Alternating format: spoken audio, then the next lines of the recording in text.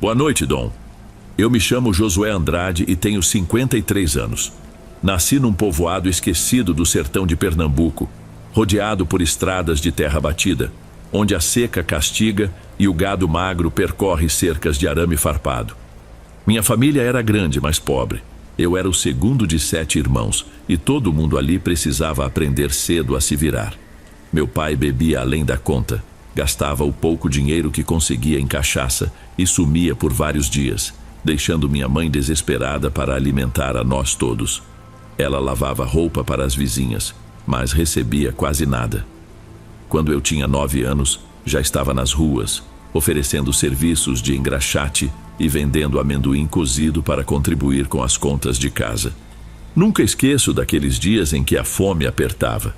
Minha mãe acordava de madrugada para pôr a roupa dos outros de molho, e eu corria até a principal avenida do povoado para tentar vender meus saquinhos de amendoim antes que a concorrência chegasse. Era uma vida dura, mas de algum modo eu sentia orgulho de poder ajudar. Meu pai, quando aparecia, trazia confusão. Havia gritaria, copos quebrados, ameaças de briga. Eu me escondia no quintal, entre umas bananeiras mirradas. Foi nesse ambiente que cresci, aprendendo que a vida não tinha piedade de quem baixasse a cabeça. Aos 17 anos, um conhecido, o Jonas, me ofereceu trabalho viajando por cidades vizinhas para vender frutas e verduras. Eu não pensaria 2 vezes. Aceitei de imediato. Ganhava pouco, mas podia guardar algum trocado e principalmente me afastava dos problemas em casa. Jonas tinha uma velha caminhonete Chevrolet, enferrujada, caindo aos pedaços, e me ensinou muito sobre compra e venda. Percorremos estradas de chão, dormimos em pousadas simples, trabalhamos sob sol escaldante em feiras livres. Apesar do cansaço, eu estava feliz por finalmente enxergar uma chance de melhorar de vida. Em 3 anos consegui juntar dinheiro suficiente para comprar meu próprio veículo, uma Kombi usada, branca, com manchas de ferrugem. Pus um toldo acoplado nela e passei a estacionar em feiras diferentes a cada dia. Sentia que, embora o mundo ainda fosse cheio de dureza, eu finalmente começava a me erguer por conta própria. Nessa época eu já era homem feito, sentia necessidade de ter alguém ao meu lado, mas meus namoros sempre acabavam tão rápido quanto começavam. Eu não suportava a solidão, porém também não conseguia me apegar a nenhuma das moças que encontrava pelas cidades onde vendia. Foram vários relacionamentos rasos, nos quais eu não me empenhava de verdade. Achava que ainda não tinha encontrado a pessoa certa, ou talvez eu simplesmente não estivesse pronto para algo sério. Mas meu destino mudou quando recebi uma sugestão de um amigo, o Edmilson. Rapaz, por que não aparece na feira do meu povoado no domingo? Dizem que tá bombando de gente ultimamente. Eu relutei porque o domingo era, em geral, meu dia de folga. Mas Edmilson garantiu boas vendas, então resolvi arriscar. Foi a pior e a melhor decisão que já tomei. A feira do povoado dele ficava a cerca de 40 quilômetros do meu, seguindo por uma estrada esburacada.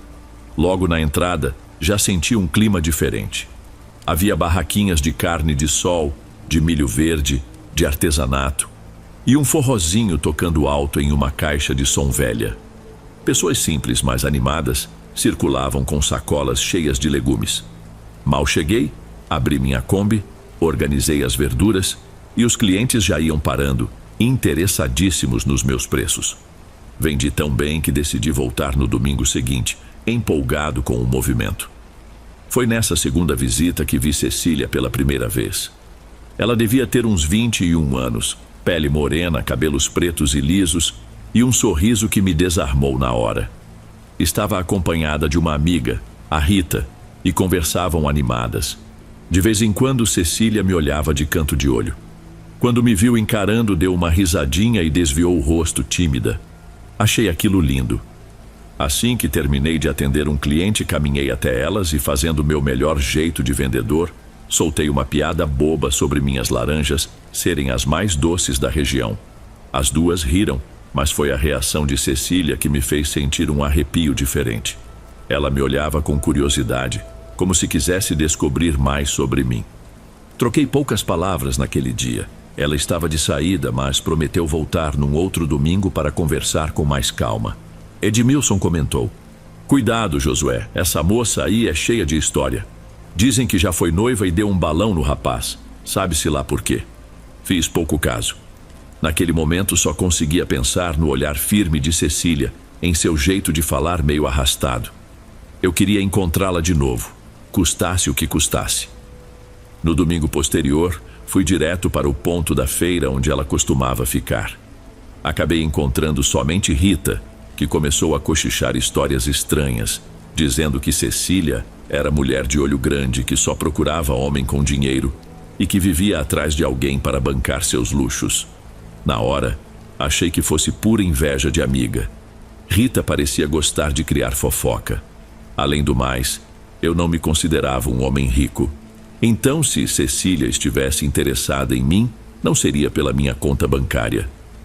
Decidi ir até a casa dela, uma casa simples, pintada de verde, com um quintal de terra batida. A mãe de Cecília me recebeu com um olhar severo. O que o senhor quer com a minha filha? Desculpe incomodar, dona Doris, mas queria convidar a Cecília para tomar um suco e conversar só nós dois. Ela estreitou os olhos e pareceu medir minha honestidade. Voltem cedo, e o irmão dela vai junto. Não conhecemos você direito. Aquele irmão era um adolescente que nos seguiu, carrancudo, durante todo o passeio. Fomos a uma lanchonete próxima, e a conversa ficou meio sem graça com ele ali do lado. Ainda assim, tentei me aproximar de Cecília. Ela se abriu um pouco. Falou de um ex-namorado com quem quase se casou, mas que a traiu antes da cerimônia.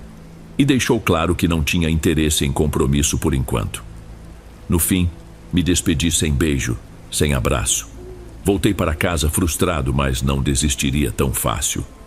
Nas semanas seguintes, Cecília começou a me chamar para sair, mas sempre incluía alguém. A prima, a irmã, a tia. E claro, tudo ficava por minha conta. Eu pagava salgadinhos, refrigerantes, sorvetes, e ela continuava distante. Um dia tomei coragem. Cecília, eu estou gostando de você. Queria saber se a gente pode namorar. Ela suspirou fundo. Você se enganou desde o começo, Josué. Eu nunca te dei esperanças de nada. Aquilo doeu, me senti usado e acabei perdendo a cabeça. Então você só me chama para sair porque eu pago tudo, não é? Tá me explorando? Ela devolveu com raiva. Você é um homem grosseiro e acha que pode me comprar com lanche barato. Vá cuidar da sua vida. Fui embora humilhado, mas não conformado. Lembrei-me de como, na minha infância, minha mãe e minhas tias acreditavam em simpatias e benzedeiras para resolver problemas de amor. Minha mãe fazia orações fortes quando suspeitava que meu pai estava com alguma amante e, por vezes, isso surtia efeito. Pensei, por que não tentar eu mesmo? Assim, procurei uma rezadeira conhecida na região, chamada Benzedeira Iraci. Contei que gostava de uma moça que não me correspondia e pedi um amarre para fazê-la me amar. Benzedeira Iraci me pediu algum objeto que Cecília aceitasse usar. Lembrei que certa vez Cecília mencionou um perfume caro que vira na internet e não tinha condições de comprar. A própria rezadeira disse: pois traga esse perfume que benzo e faço uma reza forte. Quando ela usar, não vai resistir ao seu charme. Gastei o que eu não podia para conseguir aquele perfume importado, pedindo a um primo que morava em Recife para me enviar. Quando chegou, levei até Iraci, que ficou sussurrando preces sobre o vidro e cruzando ramos de arruda ao redor. Agora é só você entregar para ela com um pedido de perdão. Assim que usar, o coração dela se abrirá para você. Eu estava tão cego pela obsessão que, sem pensar direito, fui até a casa de Cecília para me desculpar e lhe oferecer o presente. Quando ela viu a marca, deu um sorriso enorme, como se fosse o melhor agrado do mundo. Aceitou e depois de alguns dias lá estava ela, usando o perfume na feira. Aproximou-se de mim e me cumprimentou com um abraço inesperado. Vamos almoçar com a minha família? Confesso que estranhei o convite repentino, mas ao mesmo tempo fiquei eufórico. O pai dela, seu Inácio, continuava desconfiado, mas Cecília me beijou na frente dele, demonstrando um afeto que jamais tinha mostrado. Foi um alívio. Para mim aquilo era namoro. As semanas seguintes pareciam um sonho. Cecília não se desgrudava de mim. Ia até minha Kombi, brincava de me ajudar a vender e depois planejava passeios. Eu me sentia no céu, até que, uns 2 meses depois, ela me chamou num canto. Estou grávida. A notícia caiu como uma bomba, mas me encheu de alegria. Sempre quis formar família e ser um pai melhor do que o meu tinha sido. Ela pediu para manter segredo dos pais, pois não queria preocupá-los tão cedo. Concordei. Eu estava pronto para assumir as responsabilidades, só pensava em ter um lar feliz. O problema foi que, conforme a barriga crescia, Cecília parou de usar o perfume, alegando enjoo. Percebi que seu comportamento voltava ao que era antes. Ela marcava encontros e desmarcava na última hora. Ficava dias sem querer me ver. Até que certo dia Rita surgiu na minha banca de verduras aflita. Josué, você precisa fazer alguma coisa. Cecília planeja fugir com o ex dela hoje à noite. Estão falando que ele vai assumir a criança como se fosse dele. Senti um calor percorrer meu corpo inteiro. Não suportava a ideia de ser trocado, ainda mais com Cecília grávida do meu filho. Procurei seu Inácio no trabalho dele, uma oficina de conserto de motores, e larguei tudo. Seu Inácio, preciso contar uma coisa. Cecília está grávida de mim faz meses, mas está querendo fugir com outro homem. Ele quase caiu para trás de susto. Na mesma hora corremos até a casa. Lá estava Cecília, guardando roupas numa mala. Foi impossível ela negar a gravidez. O pai, indignado, exigiu que nos casássemos logo para evitar falatórios. Cecília me encarou com desprezo, mas se calou. Meu coração batia descompassado. Parte de mim se sentia vingada, pensando: agora ela não me escapa. É minha. Casamos no civil às pressas. Houve uma celebração simples na casa deles, com bolo, refrigerante e uns parentes meio desconfortáveis. Cecília não sorriu em nenhum momento. Eu, por outro lado, acreditava que tinha vencido. Nos primeiros meses moramos na casa da minha mãe, mas as discussões de Cecília com a minha família eram constantes. Para evitar conflitos, resolvi alugar uma casinha simples no centro do povoado. Ela reclamava de tudo, porém se acalmou um pouco depois que nossa primeira filha nasceu. Foi um tempo de trégua. Estávamos muito ocupados cuidando da bebê. Contudo, não demorou para Cecília retomar as reclamações. Dizia que estava sufocada, que não aguentava a rotina de cuidar de casa e criança. Eu chegava esgotado do trabalho e a encontrava de mau humor. Por vezes nem tinha janta pronta e a menina ficava aos cuidados de alguma vizinha. Nosso lar virou palco de brigas e gritos. Eu passei a me sentir cada vez mais frustrado a ponto de cometer traição. E, para meu azar, foi com Rita, a própria amiga de Cecília, que sempre estava rondando a casa. Cecília nunca descobriu esse caso naquela época, mas meu arrependimento não era suficiente para me fazer parar. Eu só queria aliviar a tensão. O tempo passou, tivemos outra filha e a situação não melhorava. Cecília se tornou uma mulher triste, irritadiça, despreocupada com a aparência. Cheguei a pensar que ela sentia nojo de mim, pois se recusava a qualquer proximidade. Enquanto isso, eu também não me esforçava para reverter o clima pesado.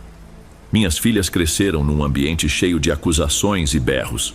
Hoje, já adultas, contam que viviam tensas, morrendo de medo das discussões que explodiam sem aviso. Certa vez, Cecília arranjou emprego numa loja de cosméticos do centro. Inicialmente me opus. Quem tem que trabalhar fora sou eu. Você fica em casa cuidando das meninas. Ela insistiu, argumentando que precisava se sentir útil. No fim, comecei a suspeitar que ela só queria sair para conhecer gente nova ou se arrumar para outro homem. Foi aí que me lembrei da rezadeira Iraci, mas descobri que ela tinha falecido. Pensando em uma alternativa, procurei por indicações de pessoas que fizessem trabalhos amorosos. Disseram que havia um certo pai Olavo em Serra do Catimbau, famoso por cobrar caro, mas garantir resultados. Fiz uma viagem até lá, enfrentando estradas ruins e gastando dinheiro que eu não tinha. Fui recebido numa casa modesta, cheia de velas e imagens de entidades, com um incenso amargo no ar. Contei que já tinha feito um amarre que dera certo por um tempo, mas que agora Cecília estava arisca novamente. Pai Olavo me alertou. Aqui o trabalho é diferente do da sua rezadeira.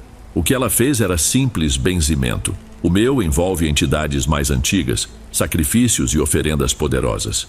Pode durar mais, mas, se houver resistência da pessoa, as consequências podem ser pesadas. Ele pediu fios de cabelo, unhas e até uma calcinha dela para reforçar o contato. Pouco tempo depois, Cecília abandonou o emprego, dizendo que queria se dedicar novamente à casa e às filhas. Pareceu um milagre. Porém, no decorrer dos meses, o comportamento dela se tornou bizarro. Não comia, passava o dia me seguindo pela casa, perguntando se eu precisava de alguma coisa. Seu olhar era ausente e, às vezes, ela despertava no meio da noite gritando que via sombras no quarto. As crises se agravaram. Minhas filhas, já mocinhas, pediram ajuda a uma igreja evangélica próxima, pois Cecília tinha surtos intensos de pânico. Um pastor a visitou e orou no nosso lar.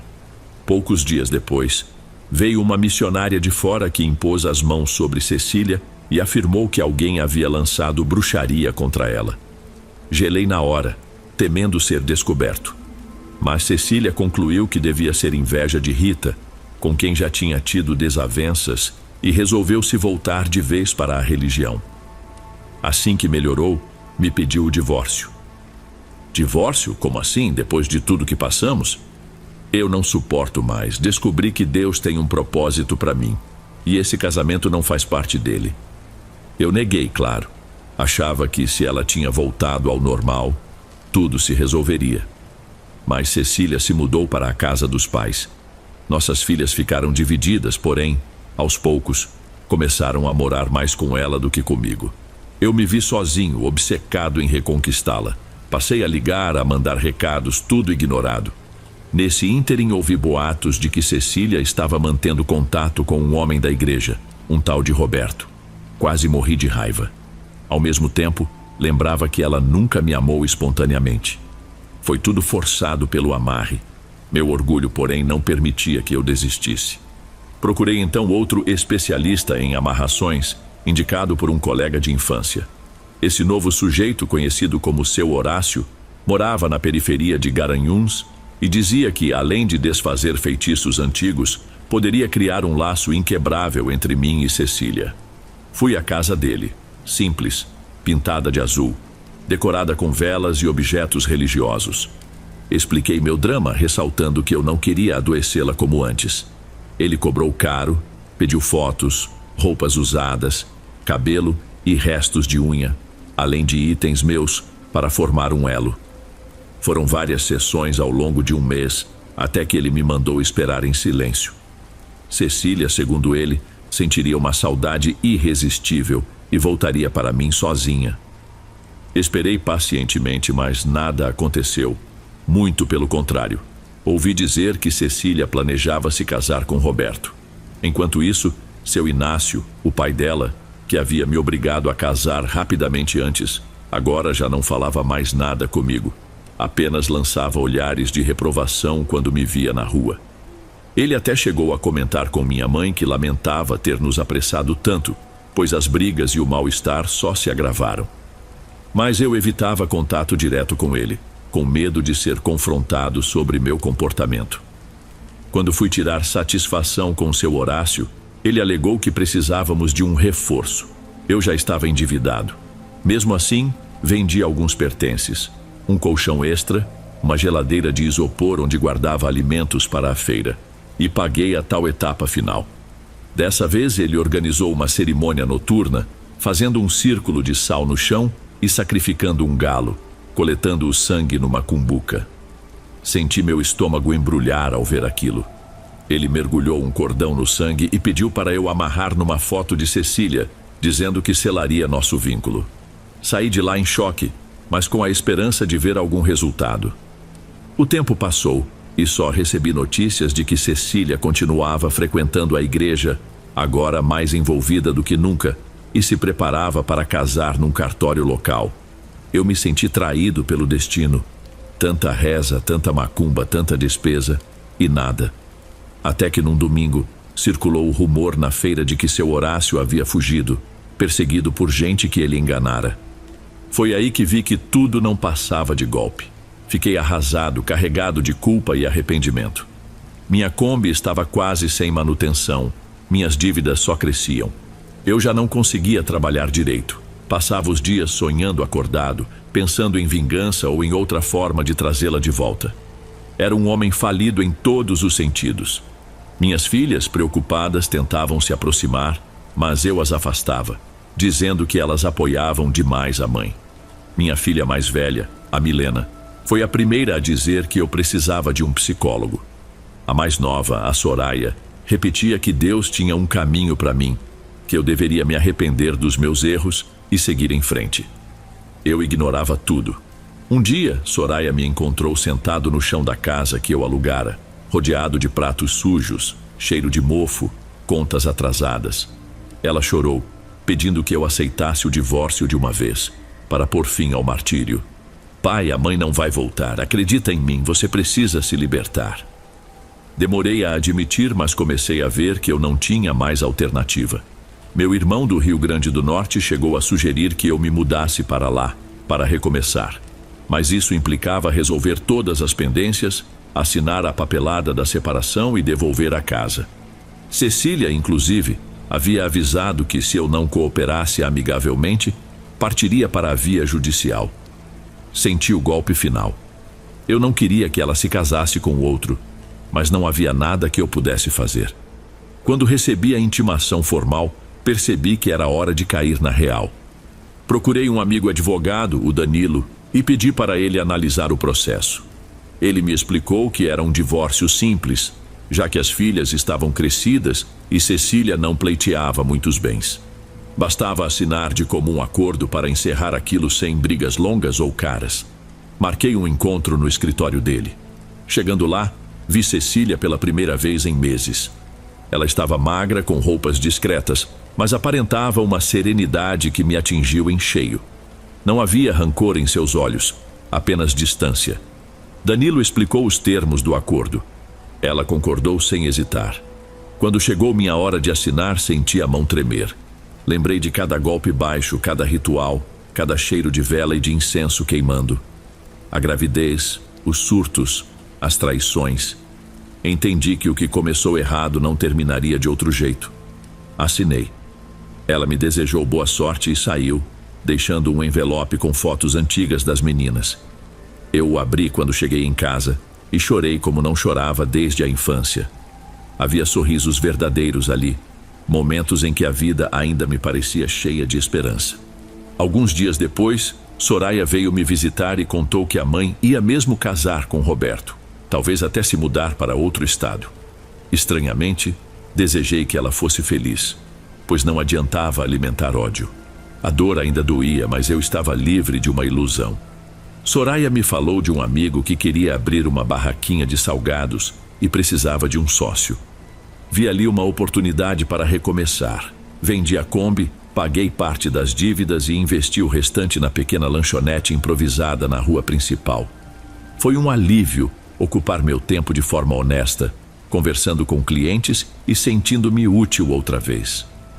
Nas primeiras semanas, os pensamentos em Cecília ainda me corroíam, a ponto de eu travar durante o trabalho. Mas aos poucos, fui me apegando às minhas filhas, que agora passavam a me apoiar de verdade. Fiz as pazes com elas, pedi desculpas pelo jeito que as tratei e, sem perceber, meu foco já não era mais Cecília, e sim tentar ser um pai melhor. Um ano depois, viajei para o Rio Grande do Norte para passar um tempo com meu irmão. Trabalhei numa fábrica de embutidos, juntei um dinheiro e voltei para casa. Esse giro me ajudou a entender que o amor não pode ser comprado ou forçado com rezas e pactos. Hoje vivo numa casa mais modesta, num bairro tranquilo, e mantenho uma rotina sem grandes luxos. Minhas filhas me visitam com frequência, e nossa convivência é muito mais pacífica. Não guardo nenhuma mágoa de Cecília. Acho que de algum modo ela também encontrou o rumo dela. Se me perguntam sobre arrepender-me das bruxarias, respondo: arrependo-me amargamente. Queria nunca ter buscado caminhos escusos para ganhar o amor de alguém. No fim, nós dois sofremos, e nossas filhas carregaram os traumas de um lar conturbado. Se serve de lição para quem lê este relato, fica o aviso: amor amarrado é amor doente. E tudo o que se faz de errado volta em dobro. Agora, aos 53 anos, posso dizer que carrego cicatrizes, mas também sabedoria. Aprendi a duras penas que a liberdade de alguém não pode ser enfeitiçada sem consequências. A vida me castigou quando ignorei esse princípio. Hoje caminho em paz, mesmo que sem companhia. Talvez um dia eu encontre alguém para partilhar a existência de forma sincera. Mas, se não encontrar, prefiro estar só a viver novamente o tormento que enfrentei por causa de uma obsessão cega.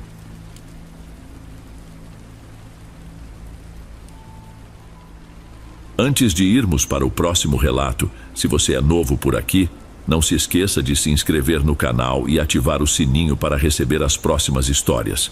Sua presença é importante e seu apoio é essencial. Bem, vamos continuar.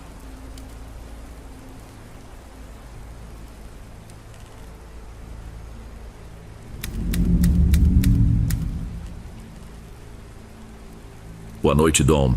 Meu nome é Luciana. Nasci e cresci numa cidadezinha do interior de Sergipe, um lugar onde quase todo mundo se conhece pelo nome e onde as notícias correm mais rápido que o vento.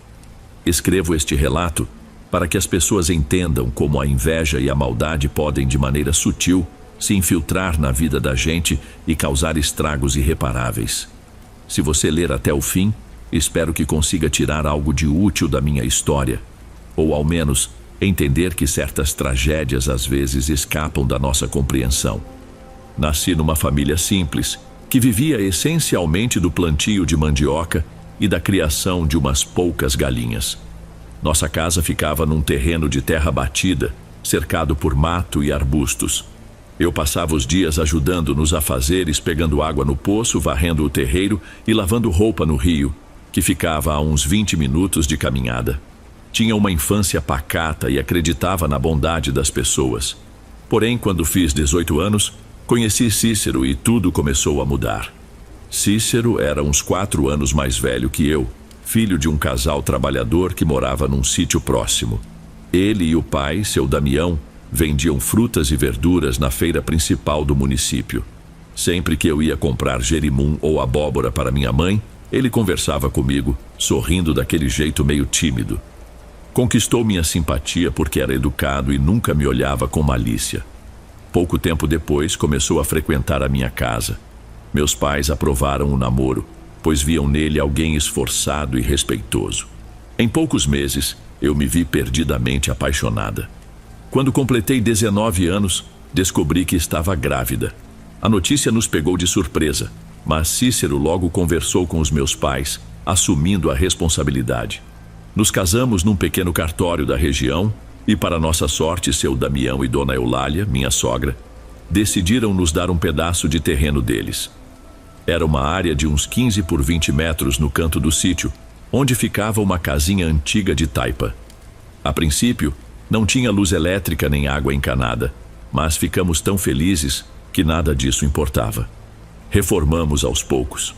Trocamos parte das paredes por blocos de barro, cobrimos o telhado com telhas mais resistentes, puxamos uma fiação improvisada. Eu imaginava nosso futuro. Seria modesto, mas cheio de amor. Já nos primeiros meses de gravidez, planejei junto com Cícero como faríamos para garantir algum sustento estável. Não queríamos depender somente das plantações do sítio, pois a colheita era incerta. Foi então que nasceu a ideia de abrirmos uma pequena mercearia no quintal da casa.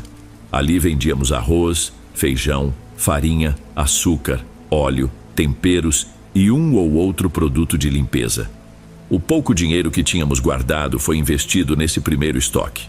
Colocamos um balcão de madeira, prateleiras e uma plaquinha pintada à mão, anunciando Mercearia da Lu e do Cícero. Parecia uma brincadeira de criança, mas para nós era o início de um sonho. Nosso filho nasceu quando eu tinha 20 anos. Chamamos ele de Felipe. Montamos um berço simples ao lado da cama, num cômodo que servia de quarto, sala e cozinha. Tudo junto. O fogão improvisado ficava do lado de fora, perto de um forno a lenha que os meus sogros nos ajudaram a construir. Apesar das limitações, a gente se sentia realizado. Cícero repetia o tempo todo: "Vamos crescer, Lu. Um bom atendimento faz diferença e o pessoal daqui vai se afeiçoar à nossa mercearia. Com o passar das semanas, começamos a perceber que algumas pessoas preferiam ir comprar no mercado municipal, mas outras vinham à nossa mercearia pela comodidade de ser mais perto. Além disso, gostavam do jeito acolhedor de Cícero, que conversava com todos, perguntava da família, oferecia ajuda para carregar sacolas. Eu também fazia meu melhor para atender com simpatia. A repercussão logo nos favoreceu. De vez em quando, aparecia um cliente novo trazendo um conhecido para conferir o que vendíamos. Felipe foi crescendo com aquela agitação em volta. Caixas de feijão, sacos de farinha e o falatório das pessoas. Ainda era um bebê de colo, mas eu já conseguia notar como ele se animava com os barulhos de risadas ou conversas. Minha sogra vinha sempre olhar o neto e eu aproveitava para organizar a contabilidade ou cuidar do almoço. Não tínhamos luxos, mas estávamos bem. No entanto, nem tudo eram flores. Em vilarejos pequenos, a prosperidade de um pode despertar a cobiça de outro. Fomos notando que muita gente queria comprar fiado, mas Cícero sempre me lembrava: se a gente vende fiado para todo mundo, nunca mais vê esse dinheiro. É o que meu pai sempre diz. Então recusávamos, não por maldade, mas por necessidade. Às vezes, eu até sentia pena de negar o fiado, mas nosso negócio era pequeno e não podíamos arriscar. Alguns entendiam, outros nos olhavam torto, murmurando que era falta de generosidade. Cerca de 6 meses após abrirmos a mercearia, mudou-se para a mesma estrada uma senhora chamada Dona Ilza. Diziam que ela já tivera um ponto de venda na cidade vizinha, mas perdeu tudo por causa do filho dela, Cauê, envolvido com drogas. Assim que chegou, ela montou um barracão improvisado para vender exatamente os mesmos produtos que nós. Confesso que fiquei incomodada, mas não quis criar atrito. Afinal, cada um tem o direito de buscar seu sustento. Porém, em pouco tempo, surgiram rumores de que Cauê continuava a extorquir a mãe, pegava mercadoria para trocar por entorpecentes. Os poucos clientes que ela conseguia foram sumindo, pois faltava organização e segurança. Então, certo dia, ouvi dizer que o barracão dela fechou. Algumas semanas depois, eu estava sozinha na mercearia, organizando uns sacos de fubá, quando Dona Ilza apareceu, abatida, com as roupas sujas e o olhar perdido. Parou na porta e pediu que eu a ajudasse. Me arruma 1 quilo de feijão e uns ovos, não tenho R$1 no bolso. Senti pena, mas lembrei da nossa regra de não fiar. Eu sabia que se abrisse exceção, muita gente se revoltaria por eu ter negado crédito antes. Tentei falar com cuidado.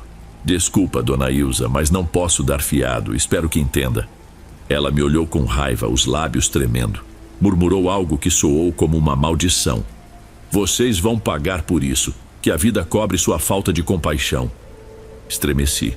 Não era a primeira vez que alguém pedia fiado e recebia um não, mas aquela reação me assustou. Alguns dias se passaram e tentei não pensar mais no assunto, mas algo persistia na minha cabeça.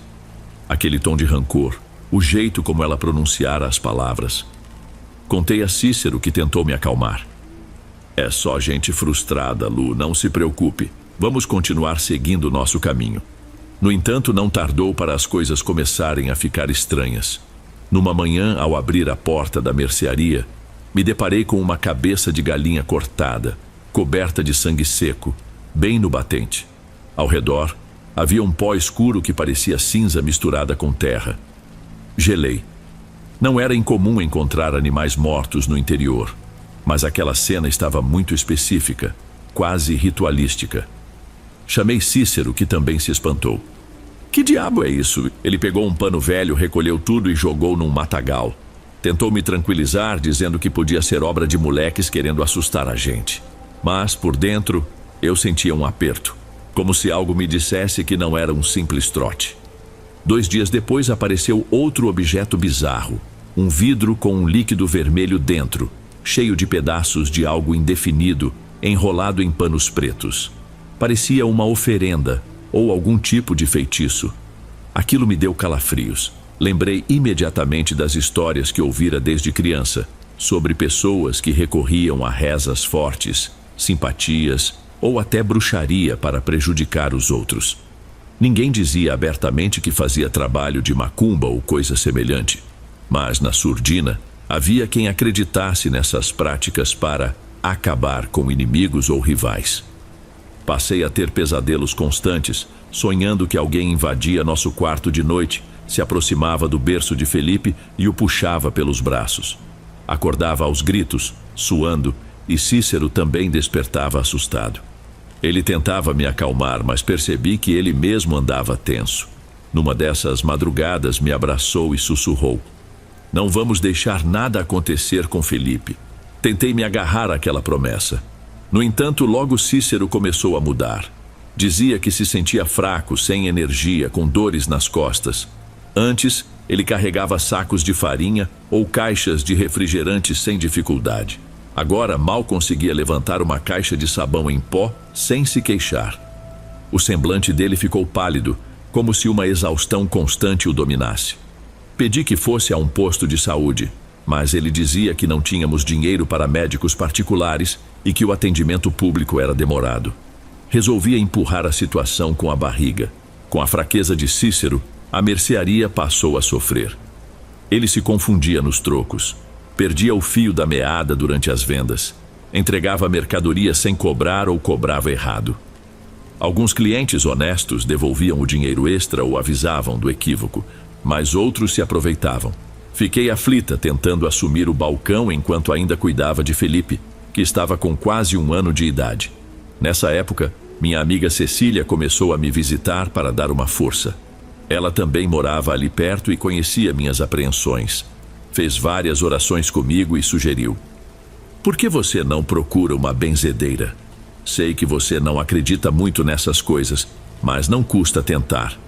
No começo hesitei. Eu tinha uma certa desconfiança sobre essas práticas. Porém, com Cícero cada vez mais apático e a venda diminuindo, acabei dando o braço a torcer. Queria qualquer ajuda que pudesse salvar minha família. Cecília me apresentou a Dona Olinda, uma senhora conhecida na região por rezar para afastar mal-olhado, inveja e pragas. Fomos andando até a casa dela, que ficava do outro lado da estrada, num lugar meio ermo. Chegando lá, me deparei com um quintal cheio de plantas, ervas penduradas para secar e pequenos santos espalhados. Dona Olinda me recebeu com uma expressão de preocupação depois que Cecília explicou minha situação. "Filha, isso pode ser uma energia ruim que lançaram em vocês", disse Dona Olinda com a voz rouca. "Talvez alguém esteja indignado com seu sucesso. Isso ocorre mais do que se imagina." Ela me deu um saquinho com folhas e sementes, pediu que eu pendurasse na porta da mercearia e recomendou: "Sempre reze o Salmo 91 antes de abrir seu comércio. E se puder, passe um ramo de arruda em volta da casa para limpar o ambiente." Fiz tudo o que ela mandou. Levei o escapulário que ela me deu para Cícero, mas ele o jogou de lado, resmungando que nada daquilo adiantaria. Foi duro ver meu marido, que antes tinha tanta fé na vida, se transformar num homem cético e abatido. Enquanto isso, Felipe começou a ficar mais choroso. Acordava várias vezes de madrugada. Eu quase não dormia. A queda das vendas continuava. Muitos clientes sumiram. Uns diziam que preferiam comprar na cidade para não se envolver em problemas. Foi como se surgisse um boato de que nossa mercearia estava carregada e as pessoas fugissem disso. Me vi atendendo 1 ou 2 clientes por dia, o que não cobria sequer o custo de reposição dos produtos. Meu sogro e minha sogra vinham de vez em quando, mas não tinham como bancar as despesas, pois também sobreviviam com dificuldade do que colhiam no sítio. Ainda assim, eles me apoiavam, dizendo que logo as coisas voltariam a ser como antes. "Não é normal isso que está acontecendo com o Cícero?" repetia seu Damião. "Ele sempre foi forte como um touro." Para piorar, Felipe adoeceu de repente. Pegou uma virose que o deixou com febres altas e vômitos. Fui com ele até o posto de saúde, mas havia pouca estrutura. Deram soro, liberaram-no e me mandaram continuar os cuidados em casa. Cheguei exausta, preocupada, encontrando Cícero meio alucinado, falando coisas sem nexo, sobre o fim do mundo, sobre alguém batendo na porta a noite inteira, sobre sombras que o perseguiam. Em certo momento pegou meu braço com força e sussurrou: Eles vão levar o Felipe e eu não vou deixar. Eu mal o reconhecia. Tentei ligar para minha sogra pedindo socorro. Ela disse que mandaria minha cunhada, Valéria, passar uns dias comigo para me ajudar na mercearia e nos cuidados com Felipe. Valéria era uma moça disposta. Arrumou-se rápido e chegou de mala no dia seguinte. Com ela por perto, eu ao menos conseguia tentar acalmar meu filho e ver se Cícero melhorava com repouso. Foi em meio a essa confusão que ocorreu a tragédia que destruiu tudo. Era uma tarde abafada, sem vento, e eu tinha saído por uns instantes com Valéria para comprar remédios baratos numa farmácia de um conhecido. Quando voltamos, vimos um tumulto na frente de casa. Vizinhos falando alto, pessoas com expressões de susto. Havia uma viatura da polícia encostada no portão e ali perto meu marido deitado no chão, algemado, com o rosto sujo de sangue. Meu coração disparou. Tentei me aproximar, mas um policial me segurou. "É o meu marido! O que aconteceu?" Eu gritei já fora de mim. Consegui ver Valéria chorando desesperada, e ao olhar para o interior do quarto, tive a pior visão da minha vida. Felipe estava caído, imóvel, no chão. Eu corri até ele, mas seu corpinho já estava frio. Meu filho não respirava. Tentei gritar, mas a voz não saía. Senti uma vertigem e desmaiei ao lado dele, num misto de pavor e descrença. Quando recuperei a consciência, já estava no posto de saúde. Uma enfermeira tentava me acalmar, dizendo que eu precisava ser forte. Foi minha amiga Cecília quem me explicou com cuidado o que eu mais temia ouvir. Cícero, num estado de loucura, matara o próprio filho. Ninguém sabe como ele fez aquilo, se foi num surto ou possessão. Só viram o final, quando os vizinhos ouviram gritos e chamaram a polícia. Ele estava desfigurado de pânico, repetindo frases sem sentido, abraçado ao corpo de Felipe. Não consigo descrever em palavras o que senti. Uma dor insuportável, acompanhada de um vazio sem fim. Fiquei em choque, sem conseguir reagir, e só me lembro de escorrer lágrimas silenciosas. Meu marido, ao que tudo indicava, tinha destruído nossa família num ato que fugia completamente à razão. O processo seguinte foi um pesadelo burocrático. Tive que dar depoimento à polícia, explicar os meses em que Cícero vinha agindo de forma estranha, contar sobre a cabeça de galinha, o vidro com líquido, as ameaças veladas. A maioria dos policiais me olhava com ceticismo, como se duvidassem das minhas palavras. Mas a verdade é que ninguém tinha uma explicação lógica. Quando Cícero foi avaliado por um perito psiquiátrico, o laudo indicou que ele não estava em condições de responder pelo crime. Acabou sendo transferido para uma ala psiquiátrica de custódia em Aracaju, onde ficaria internado. Enquanto isso, o corpo de Felipe passou pela autópsia e depois pudemos enterrá-lo num cemitério local, numa cerimônia rápida e devastadora. Quase não apareceu ninguém, pois o povo todo comentava sobre a loucura da mercearia. Meu sogro e minha sogra tentavam me confortar, mas também estavam devastados. Seu Damião repetia que não reconhecia o próprio filho, que algo muito ruim havia se apoderado dele. Dona Eulália segurava minha mão, pedindo perdão, como se fosse culpa dela. Eu não tinha ânimo para discutir. Tudo que eu fazia era chorar baixinho e me perguntar como a vida podia dar essa reviravolta tão cruel. Passadas algumas semanas, a mercearia ficou às moscas. Não havia clima para continuar. E quem iria comprar lá depois de toda aquela repercussão? As pessoas sussurravam que nossa casa era mal assombrada, que havia um feitiço terrível envolvendo a morte de uma criança. Eu mal conseguia ficar dentro daquele lugar, pois tudo me lembrava Felipe. Precisava vender o imóvel, mesmo por um valor irrisório, para tentar recomeçar em outro lugar. Porém, ninguém se dispunha a comprar. Parecia que o temor se espalhara entre possíveis interessados e meu terreno ficou marcado pela tragédia. Foi aí que me lembrei de Dona Ilza e suas ameaças. Para minha surpresa, descobri por meio de uma vizinha que ela também fora encontrada morta havia poucos dias, vítima de um crime brutal cometido pelo próprio filho, Cauê. Ele a golpeou durante uma discussão, aparentemente drogado. O caso chocou toda a região. Alguns comentaram que era castigo por ela ter feito mal a outras pessoas, que a bruxaria se voltara contra a feiticeira. Mas, na minha opinião, não havia nada a comemorar. Aquele ato violento apenas confirmava que todos estávamos mergulhados numa sucessão de desgraças sem fim. Sem outra saída, juntei as poucas mercadorias que restavam e as vendi a um comerciante itinerante que passava pela cidade. Aceitei o trocado que ele me ofereceu e publiquei um anúncio dizendo que o terreno estava disponível para compra. Em paralelo, procurei Dona Olinda, a benzedeira, suplicando alguma ajuda para aliviar meu coração. Quando me recebeu, notei a tristeza no olhar dela. Filha, sinto muito pelo seu menino. Esses trabalhos, quando são feitos com muita maldade, podem causar tragédias inimagináveis. Infelizmente, às vezes, uma só reza ou amuleto não basta. Ela me explicou que o ódio e o rancor também alimentam essas forças negativas. Pediu que eu tentasse rezar pela alma de Felipe e que tentasse não alimentar desejo de vingança contra Cícero ou contra quem nos desejou mal. Eu entendi o conselho, mas confesso que naquele momento meu peito estava cheio de revolta. Só que ao me lembrar do rostinho do meu filho, inerte no chão, eu percebia que a raiva não me traria de volta o que perdi. Ainda assim, era difícil aceitar. Passei a viver de favor na casa dos meus pais, revivendo o quarto de infância. Isso me angustiava, pois eu me sentia como uma criança que fracassou na vida. Porém, não tinha outra opção.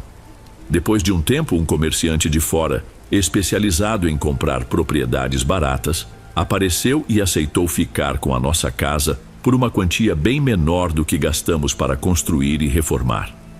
Assinei os papéis de coração partido, mas sabia que não havia como continuar naquele lugar maldito para mim. Com o dinheiro da venda, resolvi tentar a sorte perto do litoral de Sergipe, onde uma tia distante me oferecera um quartinho no fundo do quintal dela. Era uma região simples, mas ao menos eu teria um teto. O tempo todo, meu sogro e minha sogra me ligavam para contar como Cícero estava, dizendo que ele teve crises mais leves, depois voltava a ter crises fortes, falava frases desconexas. Eu não me sentia pronta para visitá-lo. Não conseguia olhar o homem que me arrancou a maior preciosidade da vida. Mesmo que ele estivesse fora de si, eu não me sentia capaz de perdoar ou de encarar aquilo de frente. Os meses seguintes foram um período de reclusão. Eu passava o dia cuidando do quintal da minha tia, plantando algumas hortaliças para vender na feira local, tentando juntar trocados para sobreviver. À noite, meu refúgio era à beira da praia, onde eu andava descalça, sentindo a areia fria. Muitas vezes, chorava lembrando dos passinhos que Felipe jamais daria, das palavras que ele jamais pronunciaria. Até que numa tarde, recebi uma visita inesperada. Valéria, minha cunhada, veio me procurar. Disse que Cícero apresentava sinais de melhora, que pedia para me ver, dizendo estar arrependido. Os médicos afirmavam que ele precisava de acompanhamento psiquiátrico constante, mas que talvez se beneficiasse de um encontro com alguém da família. Hesitei, sem saber se conseguiria suportar tal reencontro. Ele fala de você o tempo todo, Lu.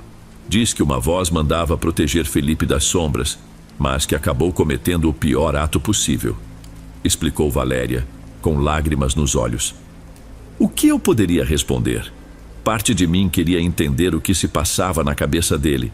A outra parte sentia medo e repulsa. Porém, lembrei das palavras de Dona Olinda sobre não nutrir ódio, pois isso alimentaria a negatividade que já tinha acabado com a minha vida. Foi assim que, depois de muito refletir, decidi ir com Valéria até Aracaju para visitá-lo na instituição onde estava internado. Chegamos ao local pouco antes do anoitecer. O cheiro de desinfetante e aquele clima pesado de um hospital psiquiátrico me deixaram enjoada. Uma enfermeira nos acompanhou até uma sala de visitas simples, com paredes brancas e cadeiras de metal. Cícero estava sentado, olhando o nada. Quando me viu, piscou repetidas vezes, como quem não sabe se está sonhando ou acordado. Sentei ao lado dele, sem coragem de encostar minha mão. Ele abaixou o olhar e murmurou: "Me perdoa, Lu. Não sei o que aconteceu. Não era eu." Fiquei em silêncio, sentindo um aperto insuportável no peito. Meu marido, tão cheio de vida, agora era uma sombra de si mesmo. Ele tremia, Tinha movimentos involuntários e falava com a voz embargada. Eu quis gritar, insultá-lo, perguntar por que ele matou nosso filho, mas apenas consegui sussurrar. Eu não entendo, Cícero. Você se lembra de alguma coisa? Ele respirou fundo e respondeu quase num sussurro. Sonhava com uma mulher de rosto indefinido. Ela dizia que Felipe corria perigo, que só livrando ele deste mundo eu o salvaria. Acordei confuso, achando que aquilo era real. Me perdoa. Aquelas palavras faziam eco nos pesadelos que eu mesma tivera, sobre alguém tentando tirar Felipe do berço. Não sei se foi tudo alucinação, ou se havia de fato alguma força sombria agindo em nossa vida. De qualquer modo, não havia volta. Felipe estava morto e meu casamento destruído. Fomos embora, e Valéria me abraçou no corredor, chorando baixinho. Eu disse a ela que não prometia voltar, pois não sabia se meu coração aguentaria mais aquela dor. Voltei para o litoral, tentei levar a vida de modo mais ou menos estável. Montei uma banca pequena de tapioca na feira, com a ajuda de uns parentes. Fazia minhas vendas pela manhã e, à tarde, recolhia o que sobrava para casa. Algumas noites voltava a ter pesadelos. Noutras, sonhava com Felipe correndo pela praia, brincando na espuma das ondas. Acordava angustiada, mas ao mesmo tempo sentia uma pontinha de consolação ao lembrar o sorriso dele, mesmo que só em sonho. Depois de cerca de 1 ano do crime, resolvi visitar Dona Olinda novamente. Ainda guardava o escapulário que ela me dera. Precisava saber se havia algum resquício de maldição me rondando. Peguei um ônibus e viajei mais de 2 horas até chegar à sua casa. Ela me recebeu com calma, pediu que eu entrasse. Fechou a porta e acendeu umas velas num pequeno altar. Rezei junto com ela, pedindo força e libertação do ódio. Senti um formigamento, como se meu corpo se livrasse de um peso. Ao final, ela explicou: o que você carrega agora é luto, não um feitiço. Precisa cuidar do seu coração para seguir em frente. Agradeci a Dona Olinda, deixei com ela uns mantimentos como forma de gratidão e decidi voltar para casa. Porém, algo me dizia para passar no hospital psiquiátrico mais uma vez, talvez para um último adeus a Cícero ou para ver se havia alguma mudança. Então segui viagem rumo à capital. Desta vez fui sozinha. No hospital esperei um bom tempo até que um médico de semblante cansado se aproximou de mim. Você é a esposa do Cícero? Perguntou ele com um ar preocupado. Assenti. E ele, sem rodeios, soltou a notícia. Lamento informar, mas ele faleceu há alguns dias. Teve uma crise muito forte, precisou ser contido e acabou sofrendo uma parada cardíaca. Eu perdi o fôlego. Apesar de tudo, não desejei que ele morresse desse jeito na solidão de um surto. Foi um choque. O médico me entregou uma pequena sacola com os pertences dele. Um crucifixo de plástico e uns papéis amassados. Dentro de um desses papéis havia frases desconexas. Felipe me perdoa. As vozes. Era a única saída. Difícil ler aquela caligrafia trêmula, mas percebi que Cícero parecia atormentado até o último instante. Abalada, deixei o hospital sem destino certo. Parecia que em menos de 2 anos eu havia perdido tudo. Meu filho, meu marido, minha vida antiga. Peguei um ônibus rumo à minha cidade natal, com a ideia de ir ao cemitério ver a sepultura de Felipe. Precisava deixar ali qualquer resquício de lembrança sobre Cícero e aquela tragédia. Cheguei ao cemitério no fim da tarde. O sol quente iluminava as cruzes e a poeira levantava com o vento. Caminhei até a pequena sepultura do meu filho. A cruz de madeira já estava gasta, mas ainda firme. Depositei ali a sacola com o crucifixo e o papel de Cícero, dizendo em voz baixa: Filho, eu queria entender tudo isso, mas não consigo. Espero que descanse em paz junto de Deus. Senti uma paz estranha, como se algo saísse do meu peito. Fiquei uns minutos ali, em silêncio, lembrando dos poucos momentos de alegria que tivemos. Depois, fui para a casa dos meus pais, onde passei algumas noites. Meu pai me convidou a ficar ali o tempo que eu quisesse, mas eu sabia que precisava retomar a minha vida. Às vezes, as pessoas comentavam a tragédia com pena. Outras criticavam, dizendo que era trabalho de macumba, e que, de certa forma, eu também tinha culpa por deixar essas coisas se aproximarem da nossa mercearia. Aprendi da pior forma que a crueldade humana não tem limites. Em vez de brigar, preferi me calar. Já estava cansada de tudo. Pouco antes de voltar para o litoral, soube que Cauê, o filho de Dona Ilza, continuava preso numa penitenciária de segurança máxima, completamente perturbado.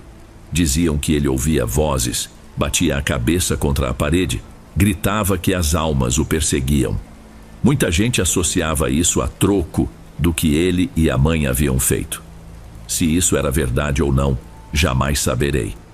O fato é que tudo relacionado àquela história terminava em loucura ou morte, como se fosse um ciclo de desgraça. Voltei à casa da minha tia com uma sensação agridoce. Ao menos, tinha encerrado os assuntos pendentes. Entreguei os pertences de Cícero ao túmulo de Felipe, vendi minha casa, visitei a benzedeira. Não havia mais nada que me ligasse àquele passado, exceto a dor da saudade. Entretanto, entendi que tinha duas escolhas: me afundar no luto ou tentar recomeçar, passo a passo. Optei pelo segundo caminho. Continuei ajudando minha tia no restaurante modesto que ela administrava perto da praia. Servia mesas, cozinhava quentinhas para vender no almoço. À noite, ia observar o mar, escutando o barulho das ondas, sentindo a brisa. De algum modo, aquilo me acalmava. Com o tempo, fui juntando algum dinheiro e passei a sonhar em abrir outra mercearia, dessa vez bem discreta, sem chamar atenção. Mas a lembrança do que aconteceu ainda me perseguia. Sempre que surgia a possibilidade de crescer, eu temia atrair de novo a inveja ou o rancor de alguém. Recordava as palavras de Dona Olinda: viver com medo é dar forças para a escuridão.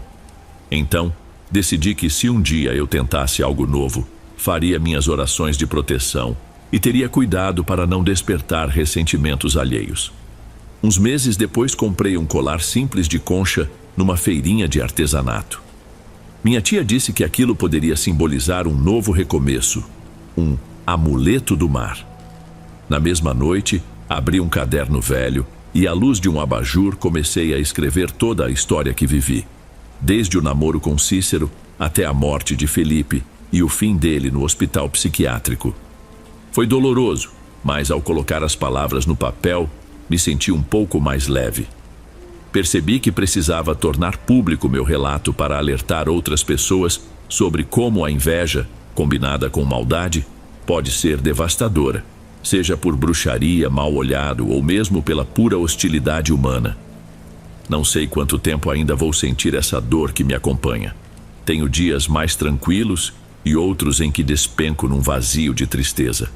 Mas, se há algo que aprendi, é que a gente não deve permitir que o ódio ou a sede de vingança nos tornem iguais àqueles que nos prejudicaram. O que aconteceu na minha vida não tem justificativa possível, mas acredito que a energia negativa só ganha força se a gente lhe der espaço. Hoje, escrevendo estas últimas linhas, ainda ouço, às vezes, o riso do meu filho nos meus sonhos. Prefiro guardar essa lembrança boa em vez do horror que o tirou de mim. Talvez eu jamais perdoe completamente o que Cícero fez, mas também o vejo como um homem que se perdeu na loucura e foi manipulado por forças ou circunstâncias que não consigo explicar. Sigo em frente dia após dia. Que este relato sirva de aviso. Não se descuide de proteger seu lar, sua fé e seu coração. A inveja pode chegar de mansinho, e certos ódios se alimentam de qualquer brecha. Se notarem sinais estranhos, objetos misteriosos, comportamentos inexplicáveis, busquem ajuda. Falem com pessoas de confiança, procurem uma benzedeira ou um médico. Não ignorem a intuição. Eu, infelizmente, aprendi tarde demais, mas, se meu testemunho ajudar alguém a evitar um final parecido, já terei encontrado algum sentido em meio a tanto sofrimento.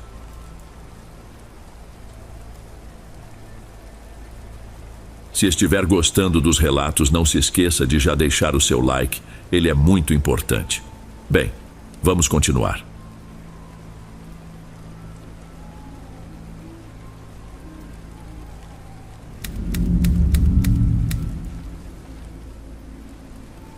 Eu tinha certeza de que nunca me tornaria uma pessoa especialista no que não se vê, mas às vezes a vida nos conduz por caminhos inesperados. Cresci com minha avó, que atendia muita gente em casa para rezas e benzimentos. Nunca imaginei que anos depois eu seria procurada por pessoas que sofriam com um tipo de sofrimento diferente, algo que não se explicava apenas com medicamentos ou terapia. Foi nesse contexto que conheci Carla e tudo mudou. Sou Hermínia, mas o pessoal do meu bairro me chama de Dona Hermínia. Moro num conjunto habitacional na Zona Norte, em um prédio de 12 andares construído há décadas. O corredor do meu andar vive mal iluminado, com aquela lâmpada amarelada que pisca de vez em quando, e o cheiro de mofo sobe pelas paredes. Durante muitos anos trabalhei na recepção de uma clínica médica. Aprendi ali que algumas pessoas não encontravam resposta para dores que pareciam vir de todos os lugares. Então, passei a oferecer benzimentos, chás e algum conforto espiritual, herança da minha avó. Eu não gosto de me chamar de bruxa ou de médium. Prefiro pensar que sou uma mulher de fé, tentando ajudar quem me pede socorro. Na manhã em que Carla me procurou, eu estava na porta do apartamento conversando com uma vizinha, Dona Nair. Era um sábado de céu nublado. A umidade entrava pelos ossos e a cidade parecia envolta em uma penumbra constante. Dona Hermínia, é a senhora que faz aquelas orações para tirar o olho gordo e aliviar o peito? Virei-me para encontrar uma moça de aspecto frágil, uns 30 e poucos anos, vestida com um casaco bege. Estava com o cabelo preso num coque mal feito, a pele pálida e olheiras roxas que destacavam ainda mais o cansaço no rosto dela. Sou eu mesma, minha filha. Você se chama Carla. Será que a senhora pode me atender?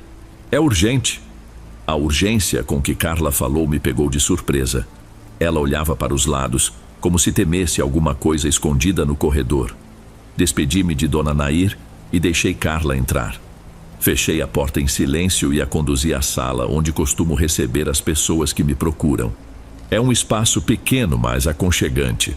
Um sofá de 2 lugares, uma poltrona herdada da minha avó e uma mesinha baixa onde guardo meus baralhos, algumas ervas secas e objetos que uso em orações, crucifixos, medalhas de santos, colares de contas e um punhado de velas de diferentes tamanhos.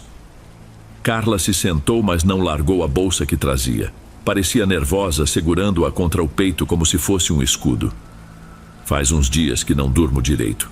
Estou perturbada por algo que não sei explicar. Me sinto vigiada, azarada. Ela olhou para o chão antes de continuar.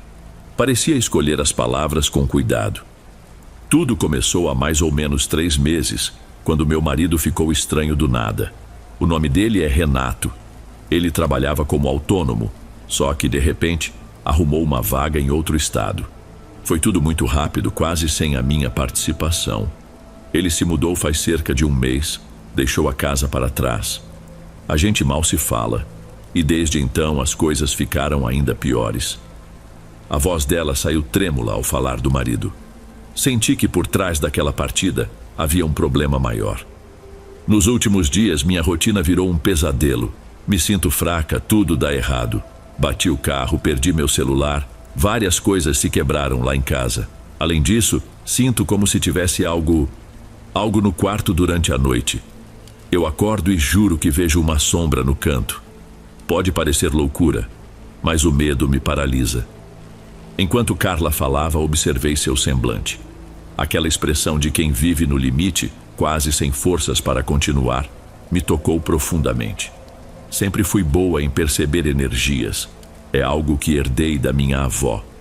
E Carla emanava uma aura sombria, misturada num sentimento de tristeza profunda, que parecia brotar das feridas da alma. Você chegou a buscar ajuda médica, terapia, algo assim? Fui ao pronto-socorro 2 vezes. Fizeram exames rápidos e me deram calmantes. Mas não adianta. A sensação de opressão continua. A má sorte não para. O pior são as noites. Não aguento mais. Peguei um copo com água e ofereci a ela.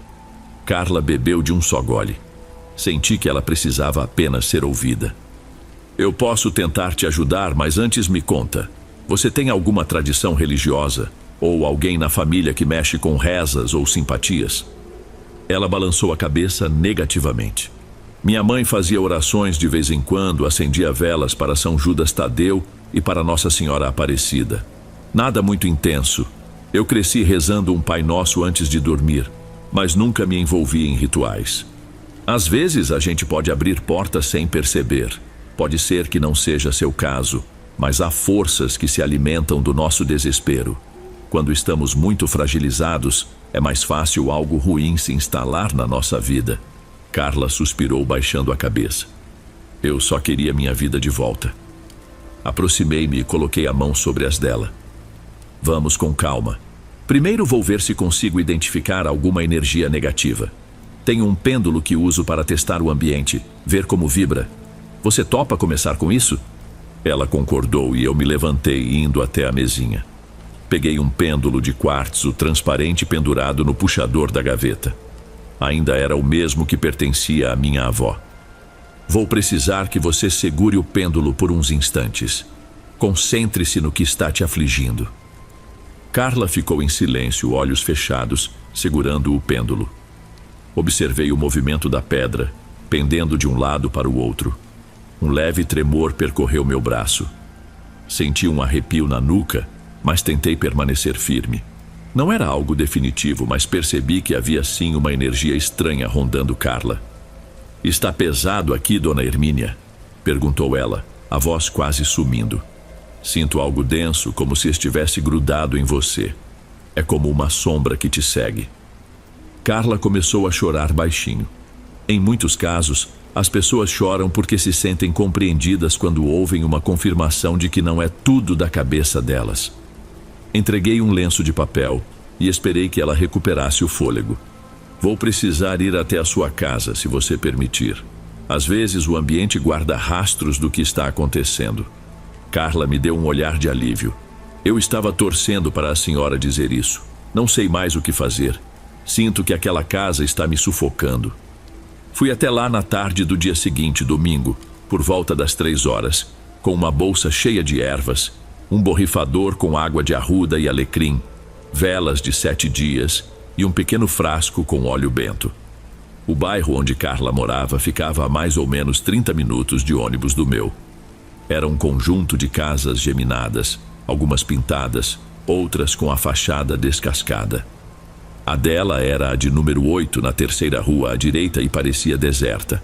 O portão rangeu quando o empurrei, e a sensação de abandono me atingiu em cheio. Carla me recebeu com um abraço apertado, agradecendo várias vezes por eu ter aceitado ir até ali. Tenho a impressão de que a casa está cada vez mais escura. É como se faltasse luz, mesmo quando as lâmpadas estão acesas. A voz dela saía abafada, como se o ar ali dentro fosse mais denso. Entrei e logo notei o cheiro de mofo.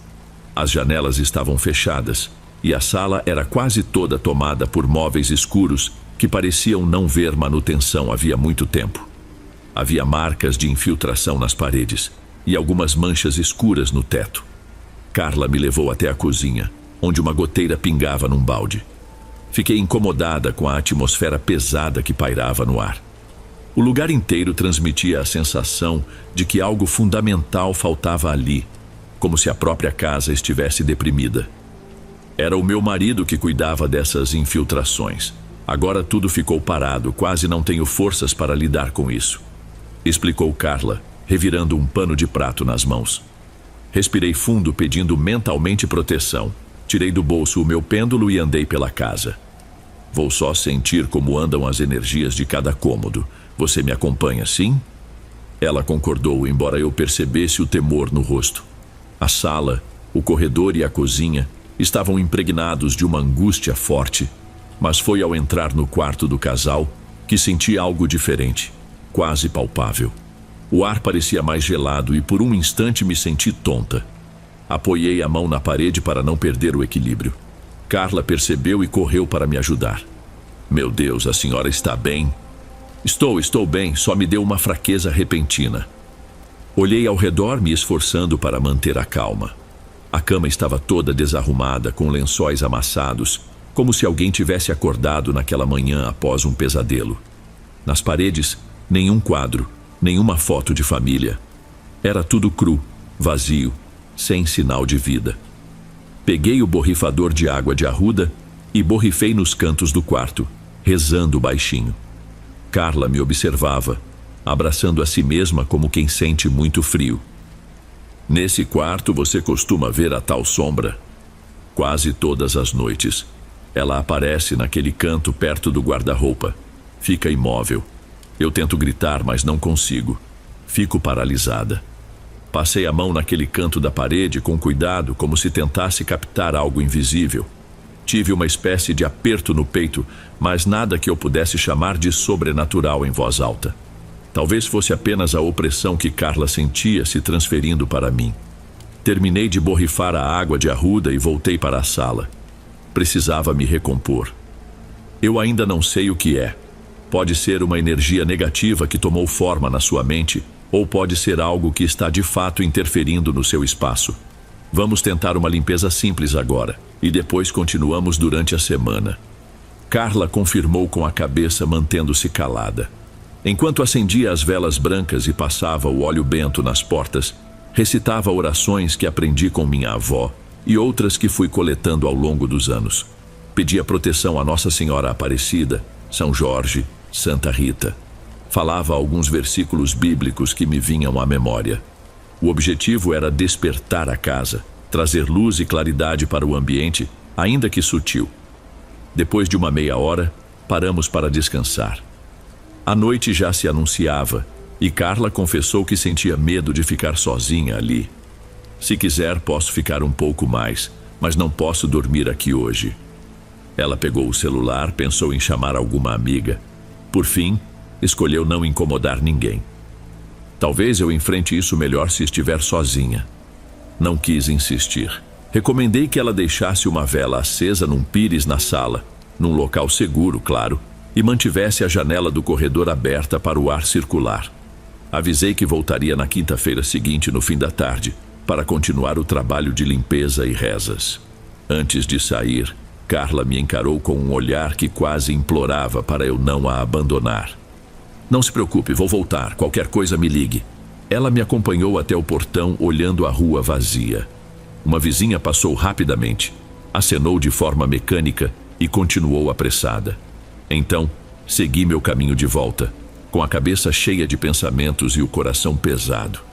Naquele domingo à noite, mal preguei os olhos. Fiquei pensando em Carla, naquele quarto frio, na sombra que ela dizia enxergar. Tinha vivido diversas experiências estranhas, mas raramente vi alguém tão consumido pelo medo. Resolvi me levantar cedo na segunda-feira para buscar respostas. Abri meus livros antigos, reli anotações da minha avó e telefonei para uma antiga colega, Yara, que estudava sobre energias espirituais na linha do espiritismo kardecista. Contei o caso sem expor detalhes da identidade de Carla. Yara, você acha que pode ser algum espírito obsessor que se instala na casa? Ela falou com calma. Pode ser, mas às vezes é apenas a própria pessoa gerando essa forma pensamento. O desespero se alimenta de si mesmo. Agradeci a sugestão dela, embora não me sentisse mais leve. Eu precisava ver Carla de novo e observar se a situação tinha melhorado ou piorado. Os dias se arrastaram devagar. Não recebi nenhuma ligação de Carla, mas meu peito mantinha aquela inquietação. Finalmente, a quinta-feira chegou. Fui até a casa dela por volta das 4 horas. Toquei a campainha umas 3 vezes sem resposta. Tentei empurrar o portão, mas estava trancado. Chamei pelo nome dela, olhando pelo vão da grade. Pouco depois, ela apareceu na porta, com o rosto pálido e um olhar de puro pânico. Achei que você não viria mais, disse abrindo o portão para mim. Você não atendeu o interfone, fiquei preocupada. Desculpe, eu não tenho dormido. Estou muito confusa, achei que fosse alucinação. Entramos e percebi logo de cara que a casa estava bagunçada. Vários copos sujos na pia, um cheiro forte de resto de comida no ar. Carla me levou até a sala, tropeçando em um tapete amarrotado. Quando foi a última vez que você saiu de casa? Perguntei. Não me lembro. Deve fazer uns 4 dias.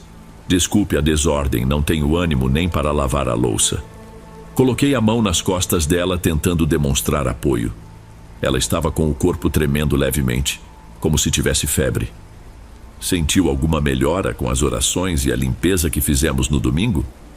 Carla balançou a cabeça de um lado para o outro, os olhos marejados. Não. Sinto que tudo ficou ainda mais pesado. A luz das velas apagou sozinha.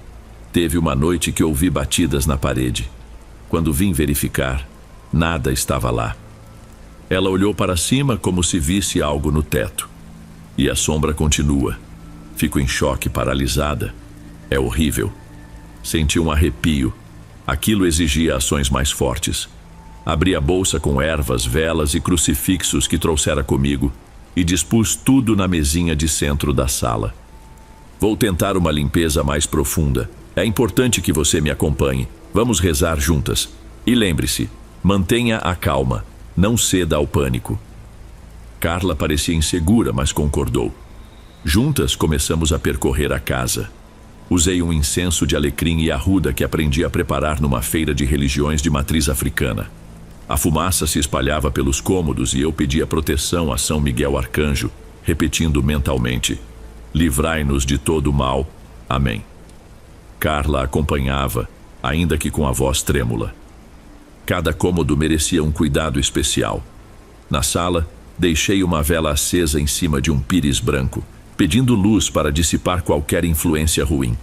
Na cozinha, utilizei sal grosso nos cantos, algo que minha avó sempre recomendava. Tudo fluía até que chegamos de novo ao quarto. A sensação, assim que atravessei a porta, foi de levar um choque no peito. Meu coração acelerou e a perna direita pareceu fraquejar. Carla agarrou meu braço. É aqui, essa parte é a pior. O quarto estava pouco iluminado, pois a persiana da janela estava semi-abaixada. Uma claridade fraca, quase cinzenta, deixava o ambiente com um aspecto desolado. Parecia que a casa inteira concentrava a tristeza ali. De repente, escutei um estalo, como se algo tivesse caído atrás de nós. Me virei rapidamente, mas não vi nada além das sombras das paredes. Carla ofegava, segurando meu braço com força. Fique calma, falei, tentando manter a serenidade na voz. Continue rezando e não solte minha mão. Borrifei a água de arruda ao redor, enquanto repetia orações de proteção. Pai Nosso, Ave Maria, São Miguel Arcanjo. Minha cabeça latejava, e a cada palavra que eu dizia, sentia um peso nos ombros, como se carregasse um saco de pedras invisíveis. Fechei os olhos buscando concentração, mas ouvi o sussurro fraco de Carla. Está ali no canto de novo. Olhei naquela direção, não pude ver algo completamente definido, mas distingui uma mancha mais escura que o resto do ambiente. Um borrão imóvel. Meu coração disparou. Podia ser apenas minha mente me pregando uma peça, a baixa luminosidade, o nervosismo, mas senti uma presença quase palpável. Apertei a mão de Carla e concentrei minha mente em uma prece, sem abrir os olhos. Tentei canalizar toda a fé e vontade de dissipar aquilo. No entanto, um calafrio percorreu minha espinha e a náusea tomou conta do estômago. Parecia que o ar rareava, deixando cada respiração difícil. Era como se as paredes se fechassem ao meu redor. A sensação durou alguns segundos, mas pareceu uma eternidade. Quando abri os olhos, o canto do quarto estava vazio, apenas o móvel encostado na parede escura. Carla tremia tanto que mal conseguia ficar em pé. Eu vi. Ela balbuciou sem largar meu braço. Eu tenho certeza de que tinha algo ali. Não quis desmerecer a visão dela, mas também não podia afirmar que eu vira o mesmo. Toquei o meu rosário, que estava pendurado no pescoço. Talvez seja um espírito preso ao local ou alguma energia que se alimenta da sua angústia. Vamos sair daqui um pouco, tomar um ar na sala, porque a gente precisa se acalmar para continuar. Voltamos à sala e nos sentamos. Carla tremia, abraçada aos joelhos. Entreguei a ela uma manta fina que encontrei sobre o sofá. Fiquei quieta por alguns minutos, tentando digerir o que havia sentido. Sempre fui aberta ao inexplicável, mas confesso que meu ceticismo natural me fez questionar se não estávamos apenas sugestionadas demais. Entretanto, o medo era real e estava estampado na face de Carla. Eu vou chamar uma colega minha. Falei sentindo a garganta seca. Ela entende de mediunidade e pode nos ajudar a entender melhor o que está acontecendo. Talvez façamos uma oração em grupo. Pode ajudar a renovar as energias da casa. Carla assentiu, respirando com dificuldade. Dona Hermínia, só não me abandone, por favor. Eu sinto que essa coisa quer me destruir. Não se preocupe, vamos até o fim. Despedi-me mais tarde ao anoitecer. Estava exausta, física e mentalmente. Antes de ir, deixei 3 velas acesas pela casa, todas em recipientes seguros. Pedi a Carla que rezasse um salmo da Bíblia antes de dormir. Ela prometeu que tentaria. No dia seguinte, combinei com minha amiga Yara de virmos juntas no sábado, que seria dali a 2 dias, para uma sessão de prece coletiva. A sexta-feira transcorreu de maneira agitada. Eu precisava trabalhar até o meio da tarde na clínica e só cheguei em casa depois das 6 horas. Chequei meu celular e notei 2 chamadas perdidas de Carla. Liguei de volta, mas ninguém atendeu. Tentei mais 2 vezes sem sucesso e senti um aperto no coração. Alguma coisa me dizia que ela não estava bem. Chegou o sábado e Yara veio me buscar no meu prédio por volta das 2 horas da tarde. Pegamos um táxi em direção à casa de Carla. O motorista, um senhor simpático, nos deixou no endereço.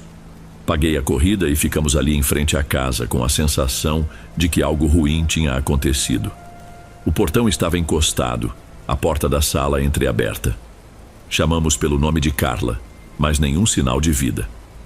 Olhei para Yara, apreensiva. Vamos entrar, mas com cuidado, eu disse, sentindo o estômago revirar. Empurrei o portão enferrujado, que soltou um rangido agudo, e segui até a porta. A casa estava escura, cheirava a mofo ainda mais forte. Dei uns passos na sala, notando um copo quebrado no chão, cacos espalhados pelo tapete, nenhum barulho de passos. Carla? Chamei, a voz ecoando pelo corredor. Não houve resposta. Yara segurou minha mão e fomos juntas até o quarto.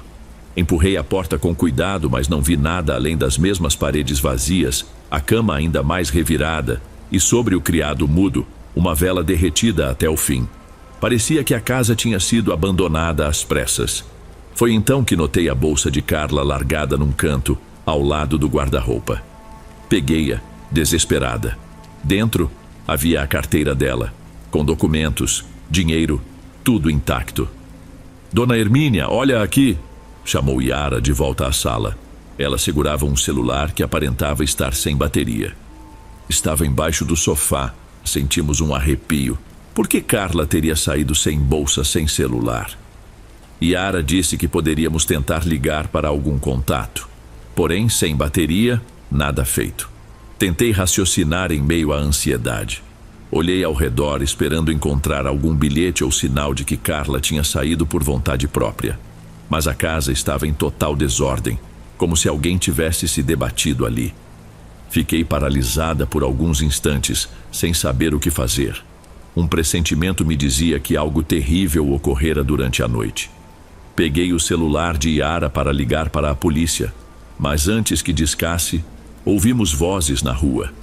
Corremos para a porta da casa. 2 vizinhos estavam em frente parecendo tensos. Um deles se aproximou. Vocês são conhecidas da Carla? Sim, somos amigas. Vocês sabem de alguma coisa? Perguntei aflita. Aconteceu uma tragédia ontem à noite. Parece que chamaram a ambulância. Ela foi levada em estado grave. Houve um surto, não sei direito. Falam que ela estava delirando, gritando, batendo a cabeça na parede. Quando tentaram conter, ela já estava toda ensanguentada. Ouvi dizer que não resistiu no caminho. Meu coração parou. Senti um calafrio na espinha e as pernas tremeram tanto que Yara teve que me segurar. Meu Deus, vocês têm certeza disso? O homem, um senhor de cabelo grisalho, confirmou com a cabeça visivelmente abalado.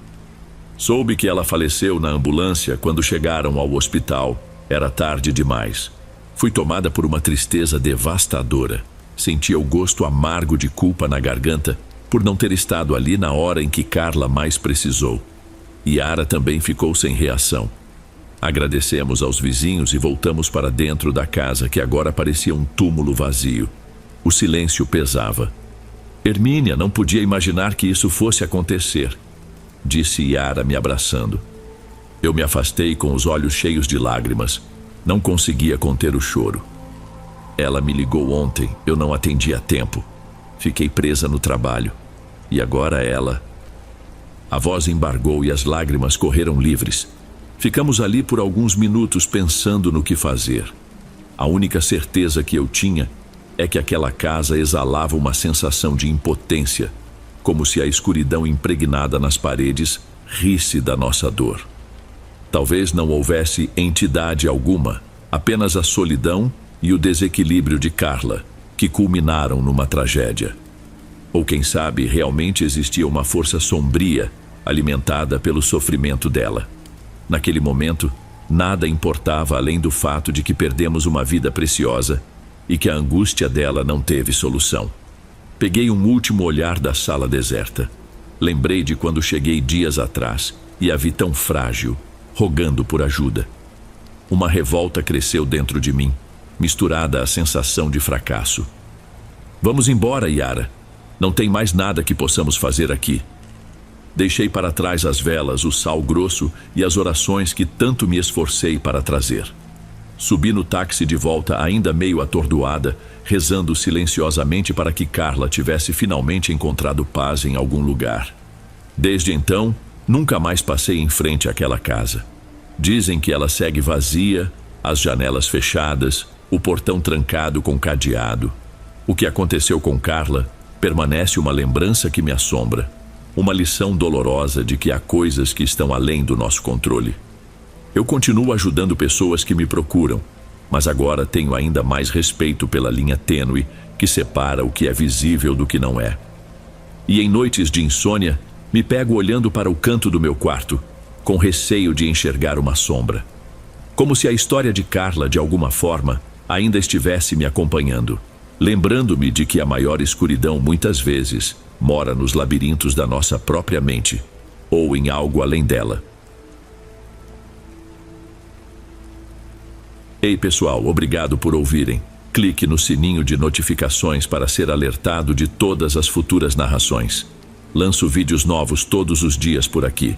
Espero te ver nos próximos. Agora na tela vou deixar outros 2 bons vídeos que sei que irão gostar. Te vejo por lá.